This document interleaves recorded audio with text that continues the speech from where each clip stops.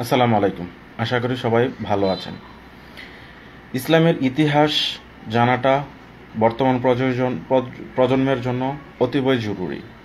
কারণ ইসলামের ইতিহাসের মাধ্যমে বা ইসলামের ইতিহাসের পরতে পরতে রয়েছে অসংখ্য শিক্ষা এবং সাহাবীদের আত্মত্যাগ এবং আত্ম উৎসর্গের অনেক নমুনা, যেগুলোকে আমাদেরকে উদ্বুদ্ধ করবে এবং ইসলাম ধারণের জন্য আরও সহায়ক ভূমিকা পালন করবে। ইসলামের ইতিহাসে অনেকগুলো যুদ্ধ রয়েছে, যে সমস্ত যুদ্ধ যেমন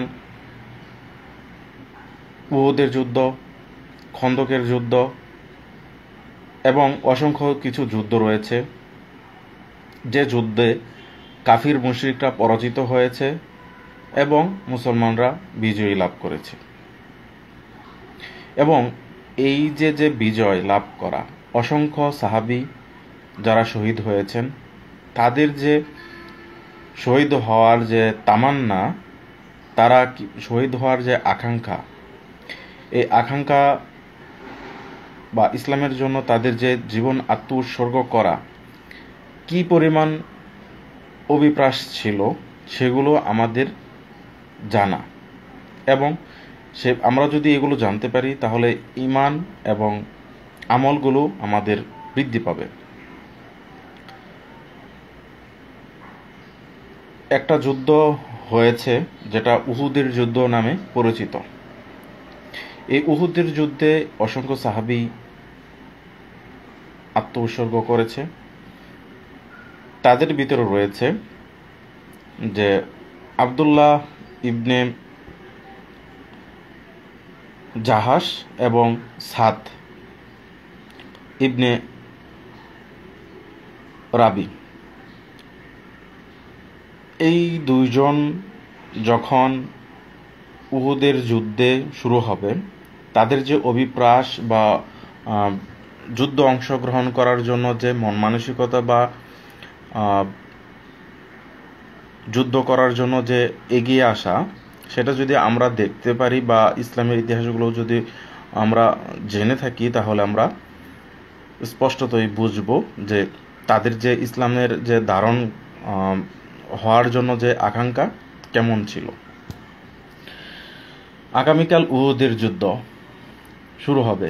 যুদ্ধের আগের দিন সন্ধ্যা, এমন অবস্থা। আব্দুল্লাহ ইবনে জাহাশ গেল সাদ ইবনে রাবির কাছে।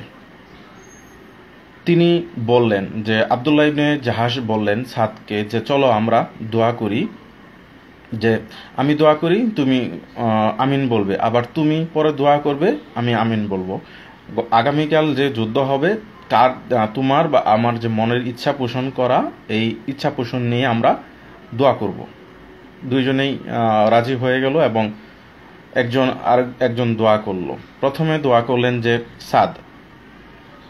হযরত সাদ, তিনি দুহাত প্রসারিত করলেন এবং দোয়া করলেন যে বলেন, হে আল্লাহ, আগামীকাল যে যুদ্ধ হবে, এই যুদ্ধের মধ্যে আমাকে এমন একজন যোদ্ধা জুটিয়ে দিন, যে যোদ্ধাকে আমি পরাজিত করব এবং গাজী হয়ে ফিরতে পারি, আমি যুদ্ধে জয় লাভ করতে পারি, তাকে আমি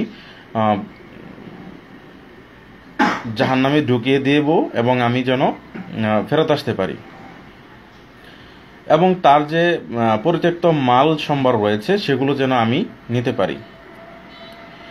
এই সাদের দোয়ার যখন প্রার্থনা করলেন, তখন আব্দুল্লাহ ইবনে জাহাশ আমিন বললেন। এবার আব্দুল্লাহ ইবনে জাহাশের পালা। যথারীতি তিনি দোয়া করলেন যে আগামীকাল যুদ্ধের সময় আমাকে এমন একজন যোদ্ধা জুটিয়ে দিন, যে যোদ্ধাকে আমি পরাজিত করব, যে যোদ্ধার সাথে আমি যুদ্ধ করব এবং সে যেন আমাকে শহীদ করে, আমি যেন ওনার হাতে শহীদ হই, শাহাদাতের মর্যাদা যেন আমার লাভ হয়, এবং আমাকে মেরে ফেলার পর, যুদ্ধে শহীদ করার পর আমাকে আমার যেন নাক কান কেটে নেওয়া হয়, আমি যেন একদম মর্মান্তিকভাবে আমাকে পরাজিত করে এবং আমার শাহাদাত বরণ করে। এই কথা বলার পর আমিন বলল দুইজনেই। পরের দিন যথারীতি যুদ্ধ অংশগ্রহণ অনুষ্ঠিত হলো এবং আমরা জানি যে উহুদের যুদ্ধ, সেই যুদ্ধ অনুষ্ঠিত হলো। সেই যুদ্ধে অনুষ্ঠিত হওয়ার সময় আব্দুল্লাহ ইবনে জাবিরের যে তাকে হত্যা করা হলো, মানে শাহাদাত বরণ করলেন তিনি, এবং তার যে নাক কান এগুলোকে কেটে নেওয়া হলো, তাকে থেতলিয়ে দেওয়া হলো। এবং সাদ তিনি গাজী হয়ে ফিরলেন। তিনি তার দোয়া মাফিক আল্লাহ তাআলা দোয়া কবুল করলেন এবং তার দোয়া মাফিক তিনি গাজী হিসাবে ফিরলেন। তার যে তপস্যা ছিল যে আব্দুল্লাহ ইবনে জাহাসের, যে তার যে নাক কান কাটা যাবে এবং তাকে পরবর্তী সময় যখন আল্লাহ তাআলা তাকে প্রশ্ন করা হবে কিয়ামতের দিন যে তোমার নাক কান কেন কাটা গেল, তিনি যখন বলতে পারে যে হে আল্লাহ, আমি আপনার এবং আপনার রাসূলের জন্যই আমার এই অবস্থা হয়েছে।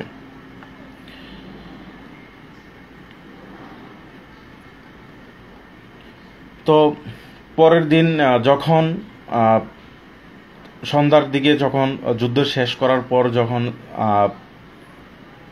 তাদের লাশ গণনা করা হয়, তখন দেখলেন যে আবু জাহাসের লাশটা এমনভাবেই পড়ে রয়েছে এবং তার যে তরবারি সে তার হাতে ধরা এবং তার তরবারির উপরের অংশটুকু ভাঙা। অর্থাৎ সে যুদ্ধে অংশগ্রহণ করেছিল এবং প্রাণপণ যুদ্ধে অংশগ্রহণ করার পর তার দোয়া মাফিক তিনি শাহাদাত বরণ করেন এবং সাদ রাদিয়াল্লাহু তাআলা আনহু তিনি গাজী হিসেবে ফিরে আসলেন।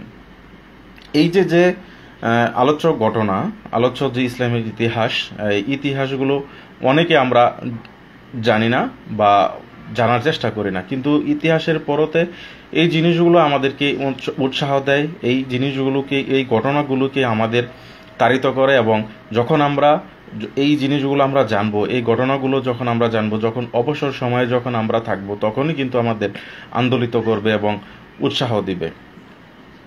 এই প্রত্যেকটা সময়ে আমরা চেষ্টা করব যে বিভিন্ন যে ঘটনাগুলো আছে, বিভিন্ন সাহাবীদের যে ঘটনাগুলো রয়েছে, তাদের যে শাহাদাতের তামান্না কেমন ছিল, এই জিনিসগুলো আমরা ধারণ করার চেষ্টা করব এবং খুঁজে খুঁজেই আমাদের নৈতিক দায়িত্ব যে খুঁজে খুঁজে বের করে আমাদের যে মস্তিষ্কের যে ভান্ডার, সেই ভান্ডারগুলোকে আমাদের সঞ্চারিত করার জন্য, এবং একজন আরেকজনের সাথে যখন আমরা দেখা হবে বা কথা হবে, যে ইসলামের আলোচ্য বিষয় নিয়ে যখন কথা হবে, তখন আমরা যেগুলো জানি এগুলোকে অন্য মানুষের কাছে ছড়িয়ে দেওয়াটাই হবে আমাদের ইসলামের যে চর্চা, এই চর্চার কাজ।